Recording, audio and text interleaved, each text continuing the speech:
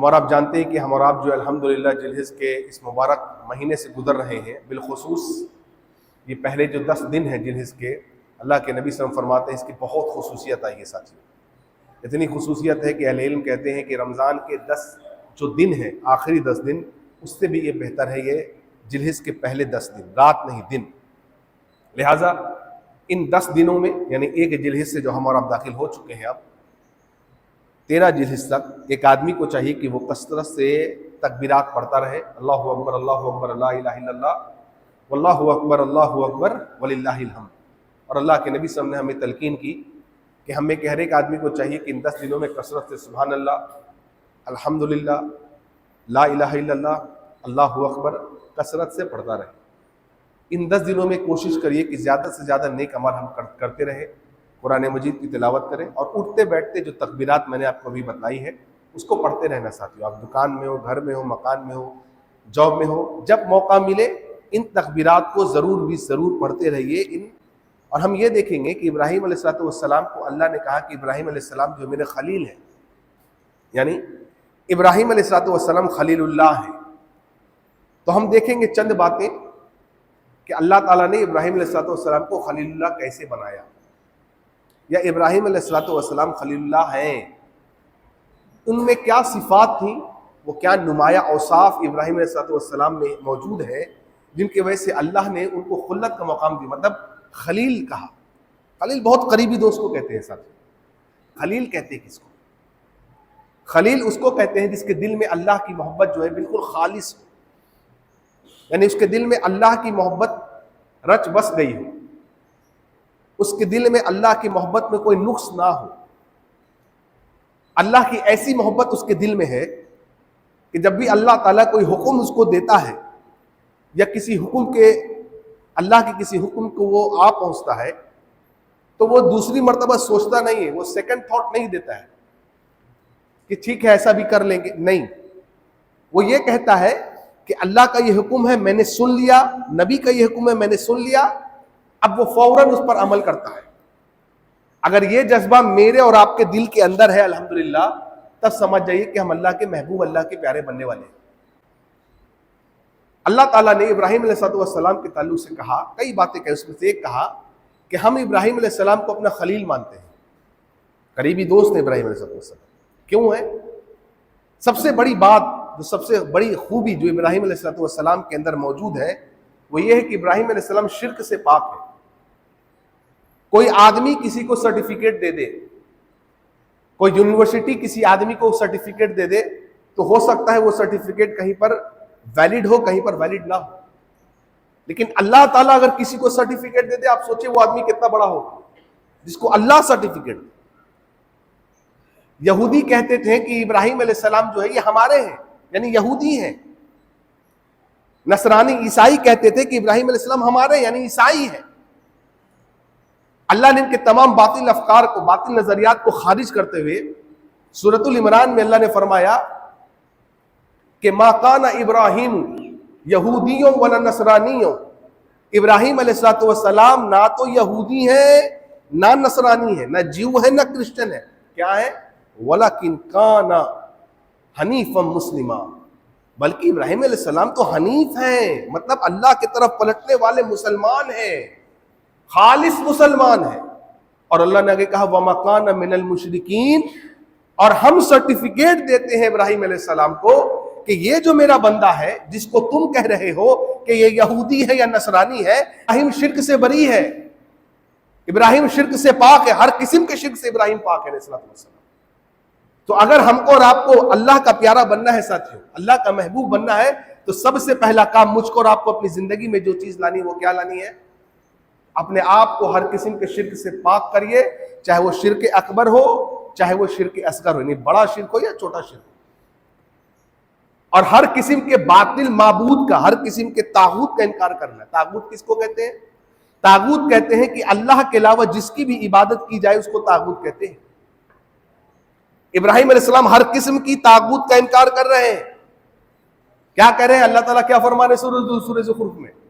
اللہ تعالیٰ فرماتا ہے وَإِذْ قَالَ إِبْرَاهِيمُ، اور جب ابراہیم علیہ السلام نے کہا کس کو؟ لِأَبِيهِ وَقَوْمِهِ، اپنے والد کو اور اپنے قوم سے کہا اننی براء مما تعبدون، میں ان تمام باطلین معبود جن کے تم عبادت کر رہے ہو نا، میں تمام سے برات کا اظہار کرتا ہوں۔ دیکھیے انکار کیا، لوگوں کو یہ صرف نہیں کہا کہ میں ایک اللہ کی عبادت کرتا ہوں باقی تم جو چاہے کرو، کہ نہیں، الا الذی فطرنی فانہ سیہدین، بلکہ میں تو اس کی عبادت کرتا ہوں، اس کو الہ مانتا ہوں جس نے مجھے پیدا کیا اور وہی مجھے ہدایت کا راستہ دکھلائے گا۔ مطلب پہلے تمام تر باطل معبود کا انکار کر رہے ہیں ابراہیم علیہ السلام، کہہ رہے ہم نہیں مانتے ہیں ان باطل معبودوں کو جن کی تم عبادت کر رہے ہو۔ اے لوگوں، یا سنو کان کھول کر کے، تم سے بغض اور دعوت کس بنا پر ہے؟ شرک کی بنا پر ہے، چاہے تم میرے باپ کیوں نہ ہو، میرے قوم کے لوگ کیوں نہ ہو۔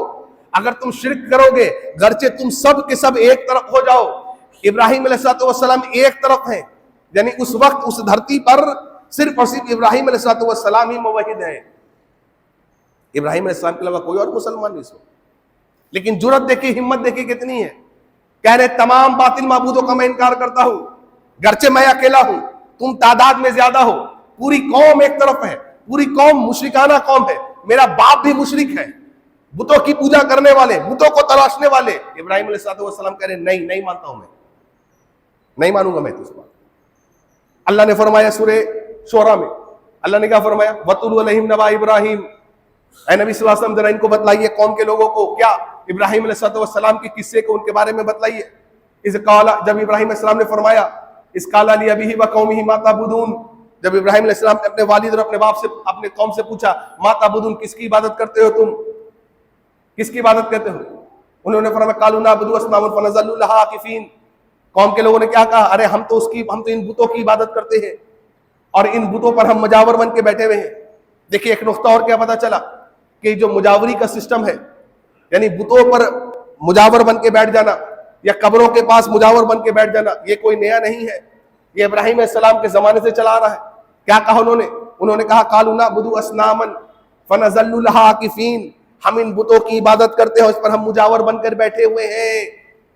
ابراہیم علیہ السلام نے کہا جب تم ان کو پکارتے ہو تو یہ سنتے بھی ہیں، جب ان سے تم کوئی مدد مانگتے ہو یہ تمہارے مدد بھی کرتے ہیں۔ جب قوم کے لوگوں نے یہ سنا کہ ابراہیم علیہ السلام ہمیں دلیل دے رہے ہیں تو قوم کے لوگوں نے کیا کہا اے ابراہیم ہمیں یہ ساری باتیں نہ بتاؤ۔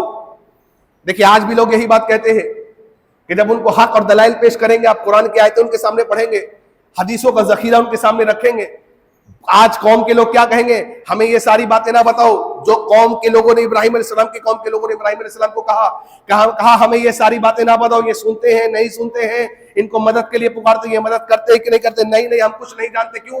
وہ دل ہی دل مان بیٹھے تھے کہ ہم ابراہیم کے دلائل کا جواب نہیں دے سکتے۔ انہوں نے کیا کہا؟ انہوں نے کہا ہم نے اپنے باپ داداؤں کو اسی طریقے پر پایا ہے۔ آج بھی دیکھیں ہمارے لیے لوگ یہی کہتے ہیں بھائی آپ یہ کام کیوں کرتے ہیں، یہ تیجا، یہ برسی، یہ چھٹی، یہ فلاں فلاں فلاں کیوں کرتے ہیں؟ وہ کہتے ہیں ہمیں دلائل نہ سناؤ، ہمیں مت بتلاؤ، ہم کو یہ سمجھ میں آتا ہے ہمارے باپ دادا ایسا کرتے تھے، باپ دادا ہمارے غلط نہیں تھے۔ کیا باپ دادا ہمارے غلط تھے؟ ابراہیم علیہ السلام کے قوم کے لوگ وہی بات کہہ رہے ہیں کہ کیا ہمارے باپ دادا غلط تھے؟ ہم نے اپنے باپ دادا کو، اپنے پروجوں کو یہی کرتے ہوئے پایا ہے اور ہم یہی کرتے رہیں گے۔ دیکھ رہے ہیں دلیل کے سامنے باپ دادا کی آواز انہوں نے اٹھائی، قوم کے لوگ غصہ ہو گئے اور کیا کہا اس ابراہیم کو، اس حق پرست کو، اس موحد کو راستے سے ہٹا دو۔ ہر دور میں یہ ہوتا رہا ہے اور قیامت کی صبح تک ساتھیوں یہ ہوتا رہے گا کہ جب لوگ حق کو بیان کریں گے، اللہ کی توحید کو بیان کریں گے، ایک اللہ کی بات کریں گے، تو جو مشرک قسم کے لوگ ہوتے ہیں جن کے دلوں میں اللہ کے علاوہ غیروں کی محبت بھی رچی اور بسی ہوئی ہے، ان کو بہت برا لگتا ہے، ان کا بہت کراہت گزرتا ہے۔ وہ کیا کہیں گے؟ اس کو ہٹا دو راستے سے، جیسے لوگوں نے کہا ابراہیم علیہ السلام کو ہٹا دو۔ اور قرآن نے بڑی عجیب بات کہی ہے، قوم کے لوگوں نے کہا اے لوگوں سنو، اس ابراہیم کو اپنے راستے سے ہٹایا جائے، اس کو ختم کر دیا جائے، اس کو فنش کر دیا جائے۔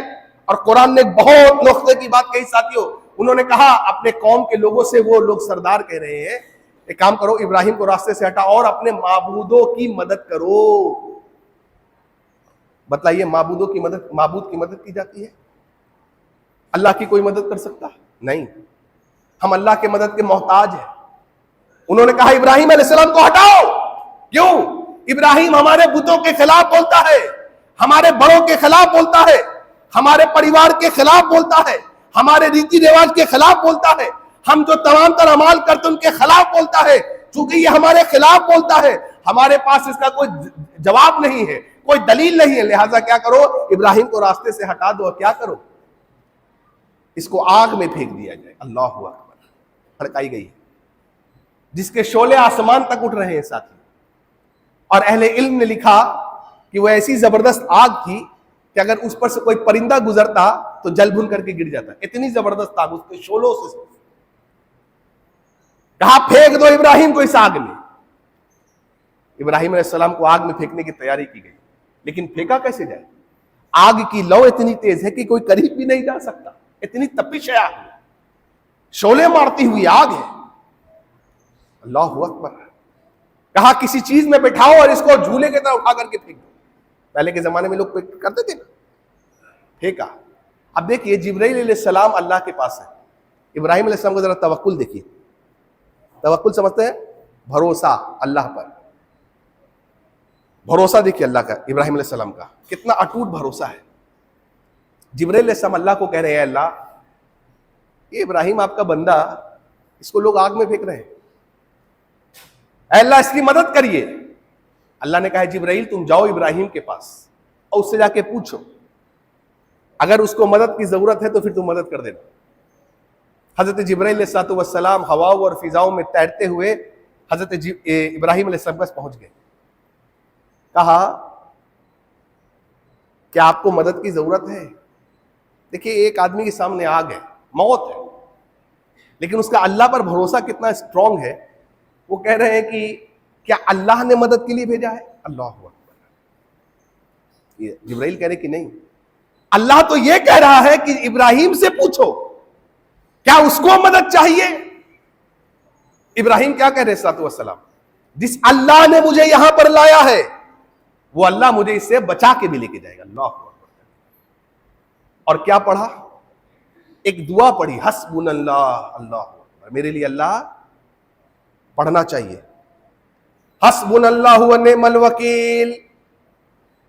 ابراہیم علیہ السلام پڑھ رہے ہیں، موت سامنے ہے، پریشانی سامنے ہے، امت کو یہ درس ملا کہ جب بھی کسی پریشانی میں ہو اٹھتے بیٹھتے حسبنا اللہ پڑھتے رہنا چاہیے، حسبنا اللہ ونعم، میرے لیے اللہ کافی۔ تمام تر دنیا ایک طرف ہو جائے، مجھ کو نقصان پہنچانا چاہتی ہے، حسبنا اللہ، میرے لیے کون کافی ہے؟ اللہ۔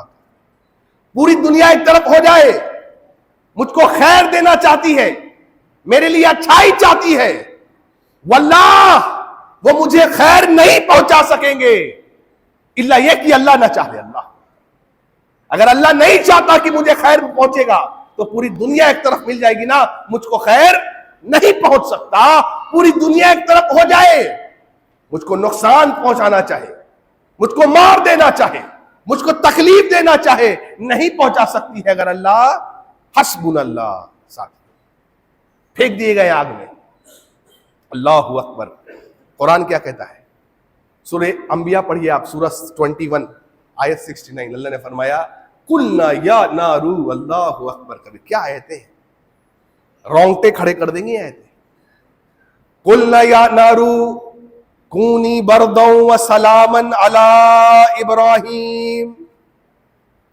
اللہ حکم دے رہا ہے اب آگ کو، اے آگ تو میری مخلوق ہے، تیرا کام کیا ہے؟ جلانا۔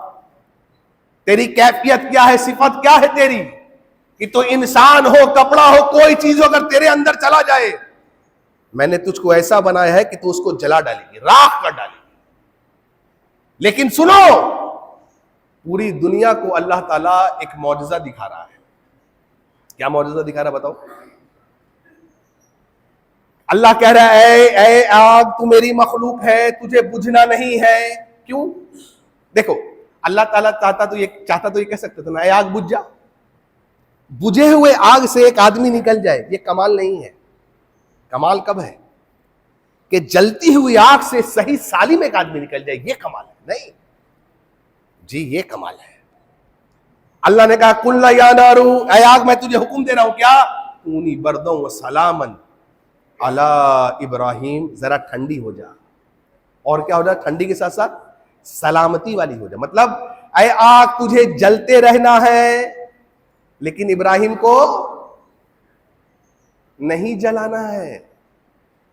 کہ اللہ نے اپنے ایک بندے کے لیے اپنی مخلوق کی کیفیت کو بدل ڈالا. نہیں، ابراہیم علیہ السلام کے لیے اللہ نے آگ کا کام تھا جلانا، اللہ نے اس کی کیفیت کو بدل ڈالا. اللہ اکبر.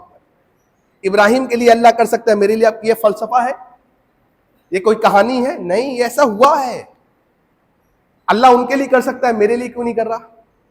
ساتھ آپ کے ساتھ ایسا نہیں ہو رہا، اس کا مطلب ہم اس لائق نہیں ہیں. لائق بننا ہوگا. اللہ کی مدد اللہ کے شرطوں کے ساتھ آتی ہے. ساتھ ہم زندگی اپنے اللہ کی نافرمانی میں گزارے اور ہم سوچے کہ سارے کے سارے معجزات ہمارے ساتھ ہوتے چلے. نہیں ہوگا ایسا، کبھی نہیں ہوگا ایسا. ٹھنڈی ہو جا. نکل گئے باہر. ان کے باپ آزر نے کیا کہا بیٹا تیرا رب تو بڑا کمال، دیکھیے تیرا رب بڑا کمال کا نکلا بیٹا. ابراہیم علیہ السلام موحد ہے، موحد بنیے. ہر قسم کے تعویذ، ڈنڈے، چھلے، گھوڑے کے نال وغیرہ وغیرہ وغیرہ جو کچھ بھی آپ نے پہنے لگا رکھا ہے، دکان مکان خیر و برکت کے لیے، سب کو نکالنا ہوگا. الف لام میم لوہے قرآن ہمارے گھروں میں ہم دکان میں ٹانگا جاتا ہے. کس لیے بھائی؟ دکان اور مکان کی خیر و برکت کے لیے. میں آپ کو کہتا ہوں 1,00,000 پیس لگا لیجئے، 1,00,000 پیس اپنے دکان اور مکان میں لگا لیجئے. کیا سیل بڑھے گا آپ کا؟ بڑھے گا؟ نہیں بڑھے گا. یہ چیزیں لگانے کے لیے نہیں ہے، پڑھنے کے لیے. اس سے کوئی خیر و برکت نہیں آتی ہے. ساتھ سورہ یاسین ٹانگنے سے گھر میں کچھ نہیں آتا ہے. ساتھ ہمارے یہاں عقیدہ کیا ہے کہ 4 کل ہم باہر لکھ دے، سورہ یاسین لکھ دے، سورہ بقرہ کو ٹانگ دے باہر. اور ہمارا عقیدہ کیا ہے کہ جن اور شیطان جو ہے نا گھر میں نہیں آئے گا.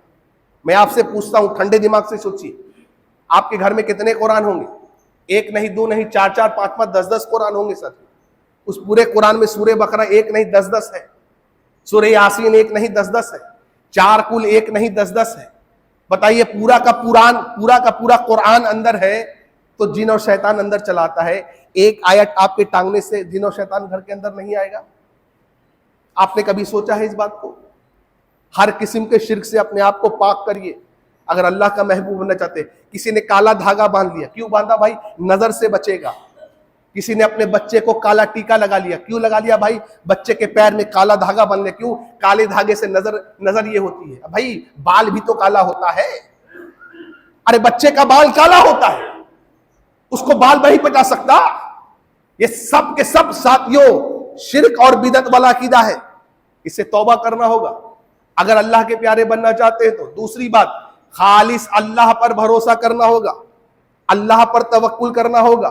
جیسے بھروسہ ابراہیم علیہ السلام نے ان کی بیوی ہاجرہ نے کیا تھا جب اللہ کا حکم ہوا کہ جائیے اپنے بیٹے جس کو اپنے 80 سال تک مانگا ہے، کہاں چھوڑ کے آئیے؟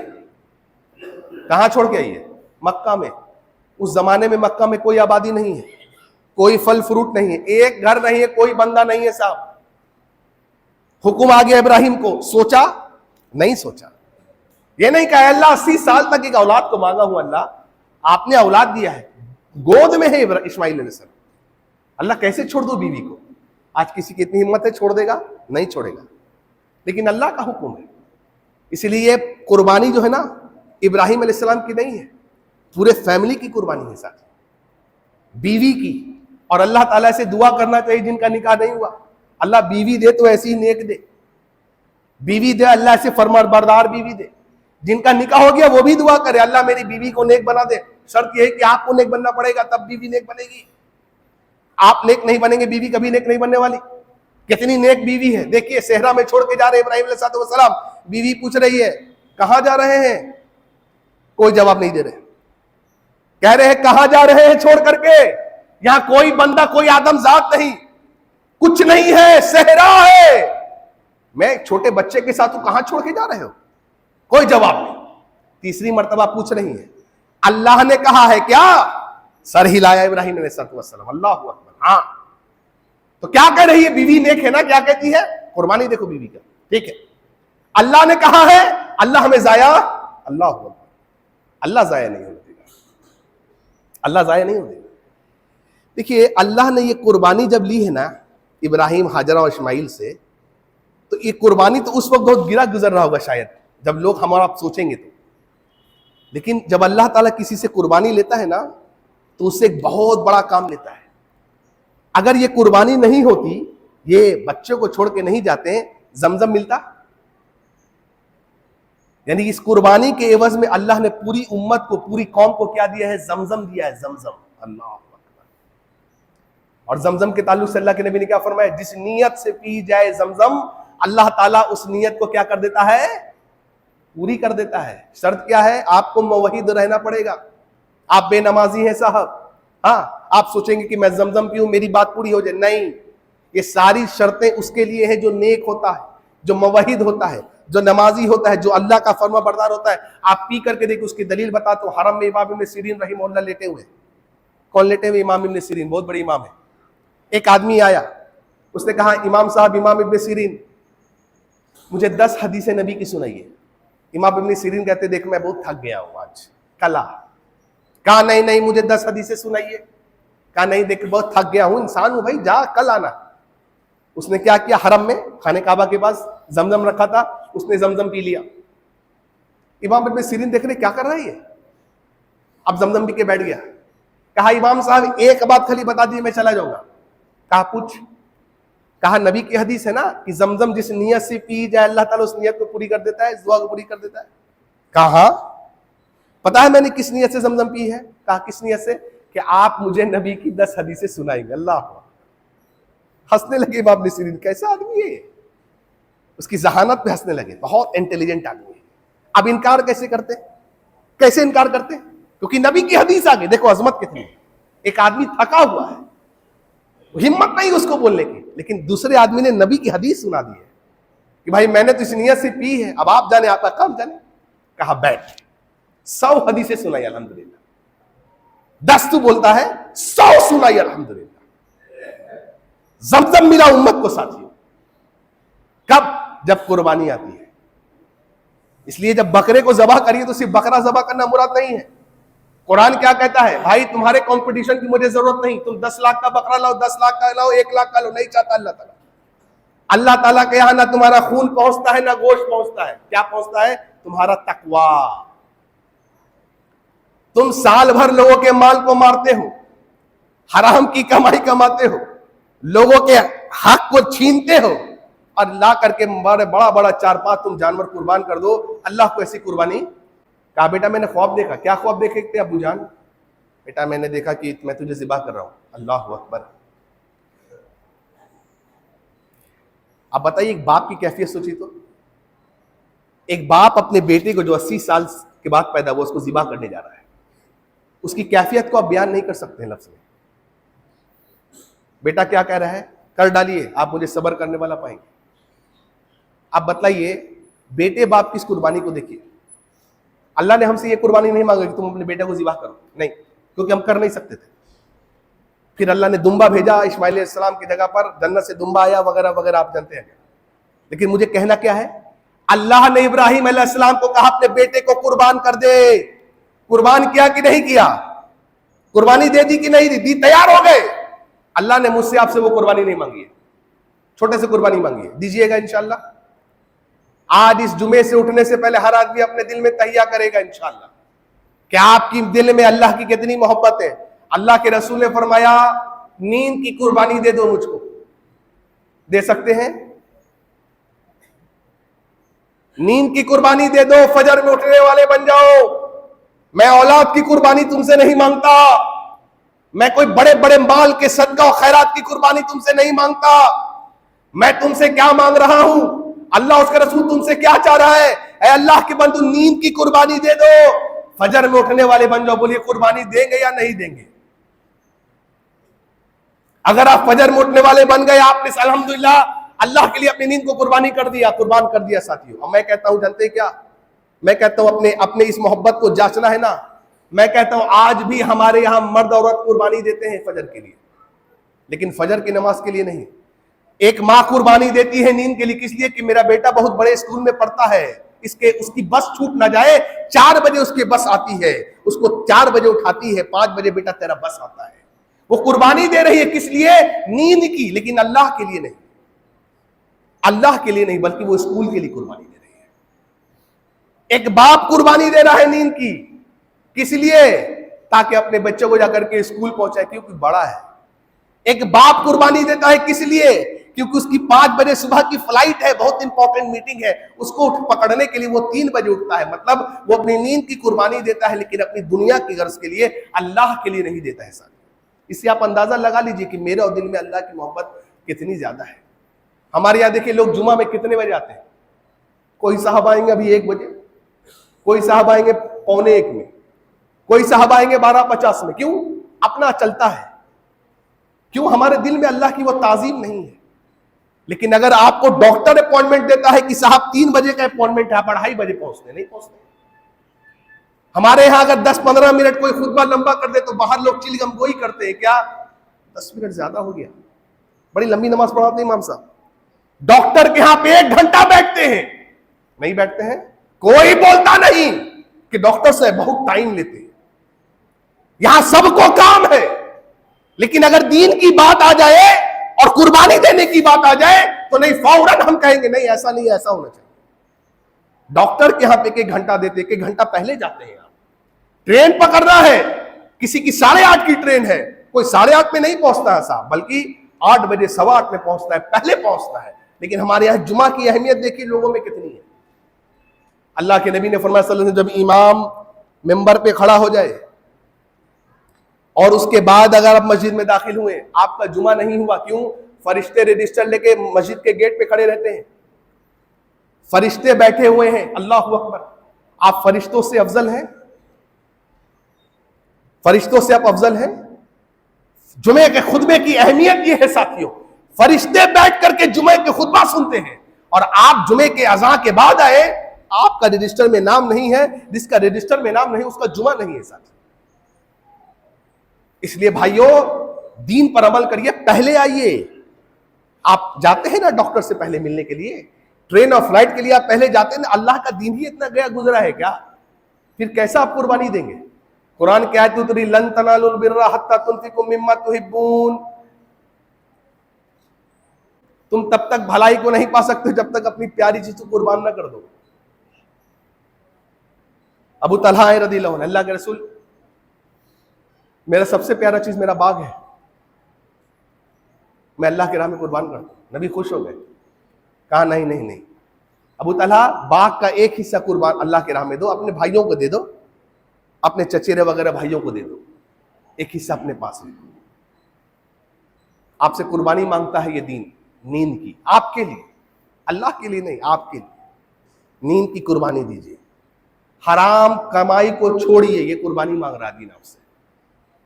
کریں گے انشاءاللہ، حلال کمائیے، 2 روپے کا میں واللہ کہتا ہوں اس میں برکت ہے، اس میں برکت ہے ساتھیوں، حرام میں برکت نہیں، کبھی پرپ نہیں پائیے گا۔ یہ قربانی چاہیے، نبی کی سنت پہ عمل کریے، یہ قربانی چاہیے، یہ قربانی کا تقاضا ہے۔ اگر ہم اور آپ اس تقاضے کو پورا کر رہے ہیں، ہم اللہ کے محبوب بننے والے ہیں، ابراہیم علیہ السلام کی صفت کو اپنانے والے ہیں، اور اگر نہیں تو پھر ہم اللہ کے محبوب نہیں ہیں، ہم صرف زبانی طور پر کہہ رہے ہیں۔ اللہ تعالیٰ ہم سب کو عمل کی توفیق عطا فرمائے۔